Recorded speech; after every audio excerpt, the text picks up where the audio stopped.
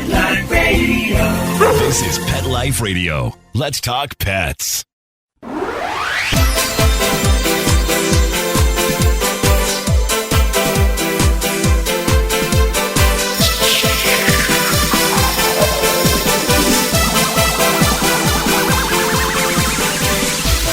Hello, you're listening to Animal Party on Pet Life Radio, and I've got Dusty Rainbolt back in the studio. Welcome back, Dusty. Oh, thank you so much, Deb. It's great to be back on. I've missed you. Well, okay, I want to do a show with you to talk all about cat problems and cat behavior, and so I'm going to have you on very, very soon because I've got a list of questions people emailed me and so much to cover. But today, we're going to go on the spooky side. I would like to talk to you about ghosts. So I understand ghost cats is something you'd like to tell people about. Well, as a matter of fact, yes. My second book, Ghost Cats 2, More Afterlife Encounters with Feline Spirits, is just out. And I've got some really fun and interesting stories, comforting stories about kitties who have come back to visit their people. Okay, so ghosts that are cats. Ghosts that are cats. So people sent in stories about how they saw or felt or heard or smelled or touched their cat after their cat had passed away. Is that what you're telling us? That is exactly what I'm telling you. As a matter of fact, it's crazy because it does involve all the senses. It really does. Oh, can you get it all at once? Like you smell your cat, you touch your cat, you feel your cat, you hear your cat, you see your cat all at once? Most of the time it doesn't work like that, but you may hear them and smell them, or you may hear them and feel them. You might feel them jump on the bed. So, with a lot of people, it is a multi-sensory experience. With some people, it's just one thing. They hear a meow or they feel the cat jump on the bed. Okay, but a skeptic, and I'm not a skeptic, but a skeptic would argue, oh, that's just your mind repeating a comfortable memory, or you're on the bed, maybe you're falling asleep and this is part of your dream state. How do you know this isn't just a mind playing tricks on us? Well, I guess that's possible. I've had a single experience and I was wide awake, and I'm, out of how many cats I've lost fostering and being a large multi-cat household. It's not like I have this experience every day. I've had it once in my entire life. And, I was not in the midst. It was a month after the kitty died, and I wasn't like overwhelmed by grief at the time. I had new fosters I had to mess with. It was just there. And then afterwards, I talked to so many people that had experiences that were almost identical. I mean, I'd never spoken to these people, and they had exactly the same experience. So what I have found is there are some that you go, oh, I'm not really sure. These people might have done a little bit too much in this recreational in the 70s.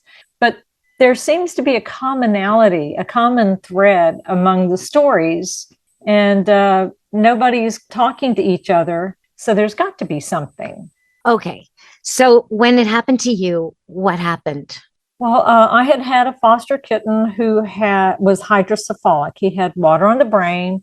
The vet recommended euthanasia, but he seemed to be very happy. He played. He was deaf and not the brightest bulb in the packet. I stumbled on a homeopathic remedy that seemed to be wonderful short term. When he was about 8 months old, I had to go out of town for 2 weeks, and my best friend babysat him. And all of a sudden, it was over. The pressure built, and the vet said, we have to put him to sleep. We have to do it right now. So I agreed to it over the phone. Came home, my friend put him in the freezer. That's a good friend. That's a very good friend. Put him in the freezer, brought him back. Oh my God, is that ever a good friend? It is. Wow. Oh boy, what a favor. Yeah. Watch my very ill cat, and then, yes, good friend. Hope there was a bouquet of flowers at least as a thank you or something over there. Oh yeah. We've been friends for many decades. But anyway, so she brought him over. We buried him, and life moved on. I mean, within a day or two, I had a litter of 9 kittens that I had to bottle feed, which means, getting up at 2 a.m. and 3 a.m. And Well, it's every 2 hours. So yeah, it's really, really full on. I've done that with 2 cats. And then you get really bonded, needy, strange cats out of it. But we'll talk about that another time. So, but I digress. Yeah, exactly. So like those cats will. So what happened was, it was a month later and I was laying in bed. I didn't realize one of the reasons I could never sleep was because I drank a caffeine-filled Dr. Pepper right before I went to bed. Duh. But I was laying in bed wide awake and the moonlight was seeping through the window. And I felt a cat jump on the bed. Didn't think anything of it, except this guy, Maynard, the kitten, always slept on my crossed legs. I would sleep on my back, and for some reason, he slept on my crossed legs. It seemed like, or ankles. It seems like the most uncomfortable place in the house, but that's where he slept. And whatever this was, I could feel the give of the mattress as a cat jumped on it. I could feel the little footprints, and then something laid on my ankles. And I could see there was enough light coming in. I could see there wasn't anything there. And I didn't believe in this. I didn't believe in this at all. Yeah, for people listening, I mean, Dusty Rainbolt came to me as part of the cat world, the Cat Writers Association, and books like Kittens for Dummies and Cat Wrangling Made Easy. And she's a cat expert, not a paranormal kind of person. So this was a surprise, right? Yes, I mean, everything I write is science-based. It's not my experience. It's what the experts say. And so it was kind of shocking. And I was afraid to breathe. I was afraid to move because I knew who it was and I didn't want it to end. And so eventually I fell asleep. The next morning, of course, it was gone. And it never, ever, ever happened again. And I kind of thought, he didn't get a goodbye. I didn't get a goodbye. And this was his way. When I was a kid, when I was a young adult, and I'd go visit my parents 300 miles away, they'd always tell me as I got on the road to go home, give us a call when you get home. We just want to make sure you got home okay. And so I think that's what it was. I got home okay. I'm fine. Just wanted to tell you goodbye. I love you. And that's what I felt. And it's amazing because so many people, the bedtime jumping on the mattress, crawling up in their traditional place seems to be the most common experience. Well, we're going to go to our first break. We're going to come back and I'm going to ask Dusty how to invite this. I know there's places where it happens a lot. You can go visit, like hotels. We'll talk about that. But also, like, for people listening out there who miss their cat so badly, is there a way to invite this? Stay tuned on Animal Party Pet Life Radio with me, Deborah. Take a bite out of your competition. Advertise your business with an ad in Pet Life Radio podcasts and radio shows. There is no other pet-related media that is as large and reaches more pet parents and pet lovers than Pet Life Radio. With over 7 million monthly listeners, Pet Life Radio podcasts are available on all major podcast platforms, and our live radio stream goes out to over 250 million subscribers on iHeartRadio, Odyssey, TuneIn, Stitcher, and other streaming apps. For more information on how you can advertise on the #1 pet podcast and radio network, visit PetLifeRadio.com/advertise today. Let's Talk Pets on PetLifeRadio.com.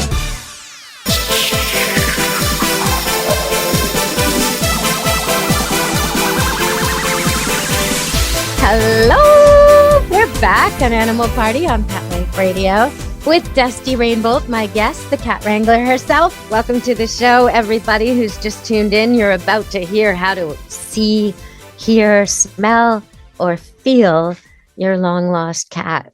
Okay, Dusty, if they want to try and contact their cat and their cat has passed away, is there a way to do this? Well, I don't know. I know a lot of people like animal psychics, and quite honestly, I've really never found anybody that I felt was legit. I know they're out there, but I just haven't come across anybody that I feel comfortable with. I guess you can talk to your cat, but to be honest, like I said, in all my years of taking care of animals and losing, my elderly animals, this is the only experience I've had. I think the best thing to do is to have a conversation with the pet itself and tell them how much you love them and tell them how much you miss them and you'd like to see them. If they feel the need, please come see me, or the urge, please come see me. But honestly, I don't want to get into too much because I don't want to invite something that's not welcome in my home. So I understand. Okay. So there's too far out there for you, but there are places, right? There are places like hotels and libraries and interesting places you can visit where there's just been so many similar reports of very specific nature. Maybe you can tell us about that.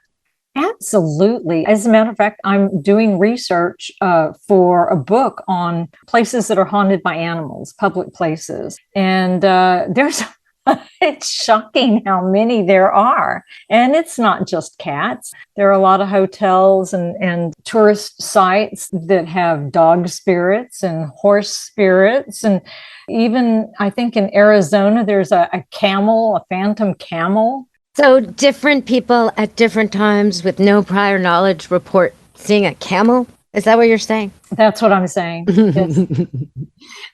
They had the Camel Project in the 1800s, and there is a phantom camel. So, yep, crazy. And okay, so what about that? I think there was a hotel. Where's that hotel? Well, okay, two of them that I can think of off the top of my head. There's the Crescent Hotel in Eureka Springs, and they have been visited by their hotel cat, Morris. And he was 21 when he died, and he has been seen there. There's another hotel in, I think it's San Marcos, Texas, or New Braunfels, Texas. It's the Faust Hotel. And on the second or third floor, you can hear a cat in the hall. And we actually put catnip and a cat toy out there. And my husband didn't have a chance to video it, but he watched the cat ball move after I put the catnip there. And that's the Faust Hotel in South Texas. That's interesting. So, okay, but you're lucky that cat ghost happened to have been a cat that liked catnip, because 20% of the cats in the world don't. So exactly.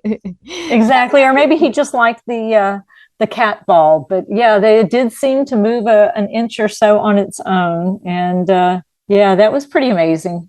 But my husband saw that. I was looking away, of course.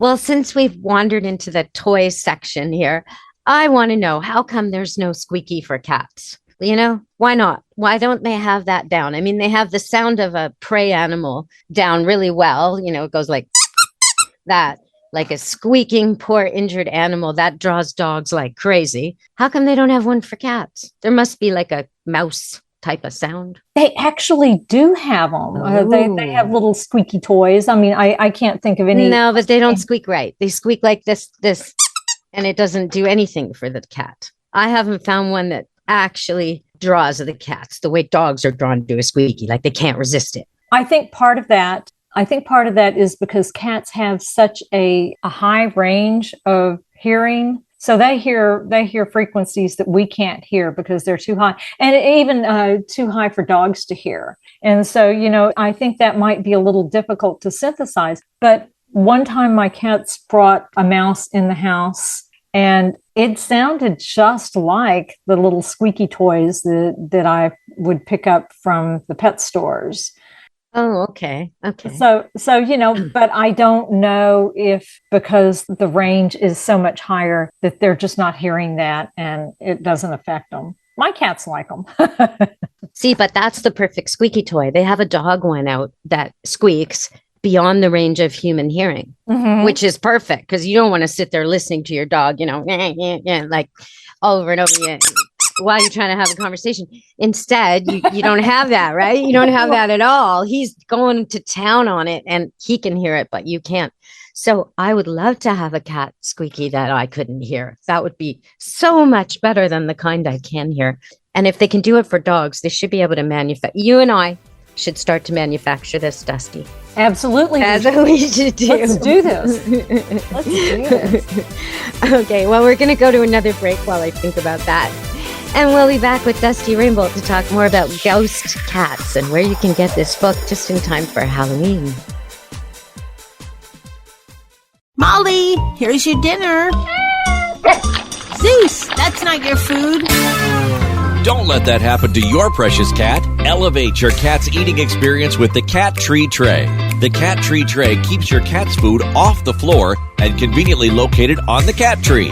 It's the perfect way to eat. It's a beautiful wrought iron tray that easily attaches to your cat tree and keeps dogs and other critters out of your cat's dish. A must for multi-pet households. There's a 6-inch tray for large bowls and a 4-inch tray for smaller bowls. Purchase your Cat Tree Tray today. Go right now to cattreetray.com. That's cattreetray.com. cattreetray.com. Let's talk pets Let's talk pets on Pet Life Radio. Pet Life Radio. PetLifeRadio.com.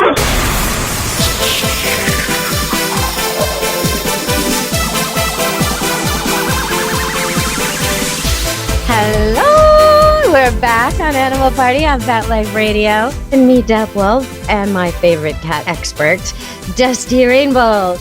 Okay, so Dusty, where can they get ghost cats? Well, it's available at Amazon on Kindle and in trade paperback.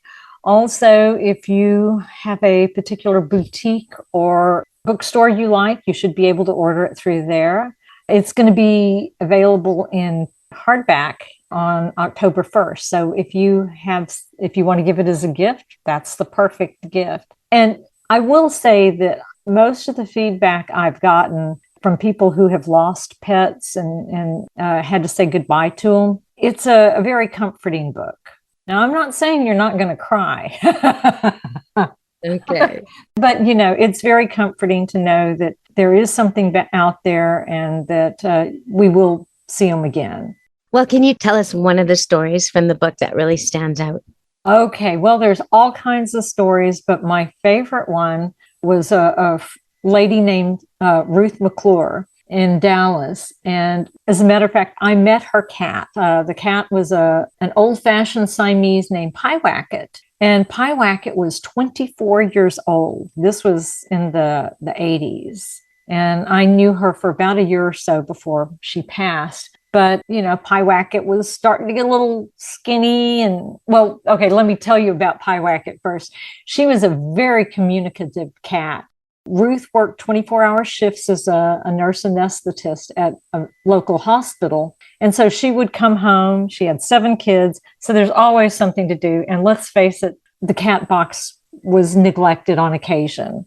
So anyway, she got home one day and Pyewacket was not happy with the condition of her litter box. And she picked up a dried cat turd, jumped on the bed, and laid it on the pillow beside Ruth's head. So needless to say, Pyewacket was quite the communicator, and her litter box never was neglected again. Oh, gross. Let me just say, please. No. There's so much wrong with that. But that would be on our behavior show, which we'll talk Absolutely about in the future. Oh my gosh, what an awful little cat. Oh, that's a terrible habit. She got exactly what she wanted. She got from that point on, her litter box was never neglected. But Ruth was also a writer, and she would go in her office and work on her novel. And Pyewacket would go in and keep her company. And when she would print things off on those old-fashioned tractor feed printers with the big, 1,000 sheets of with the little holes connected, on the sides. Mm-hmm. And it would jerk and make these funny noises. Pyewacket would get under the paper and pop it and attack it from underneath. Well, anyway, so Pyewacket died, and it just wasn't the same in the office in her library.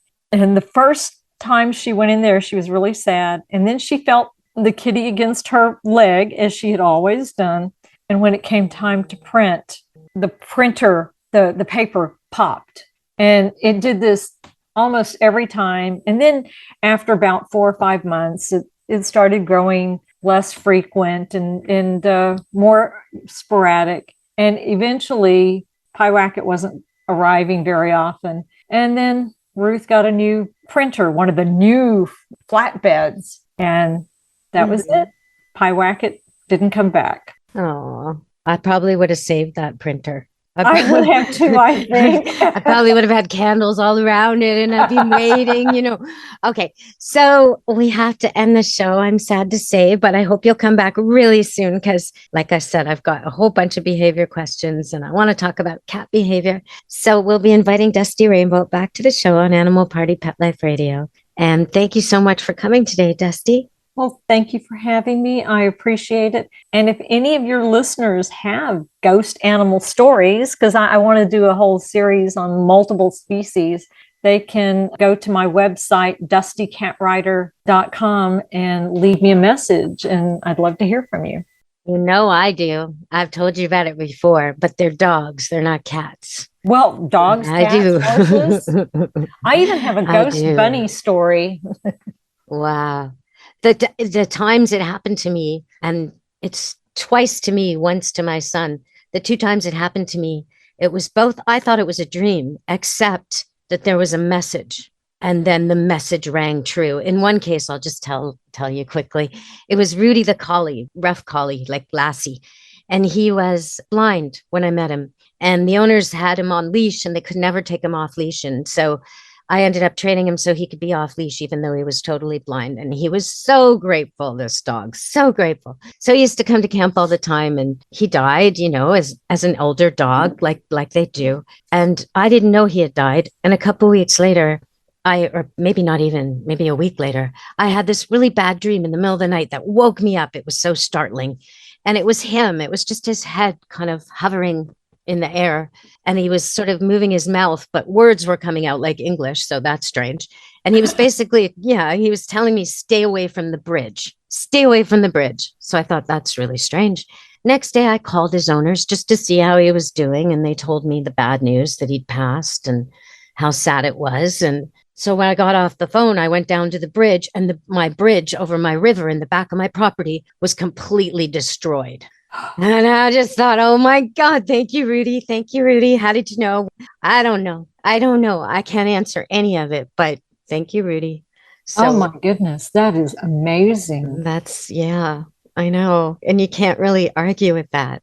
The bridge has never been destroyed by the river before that, and it's never been destroyed by the river since.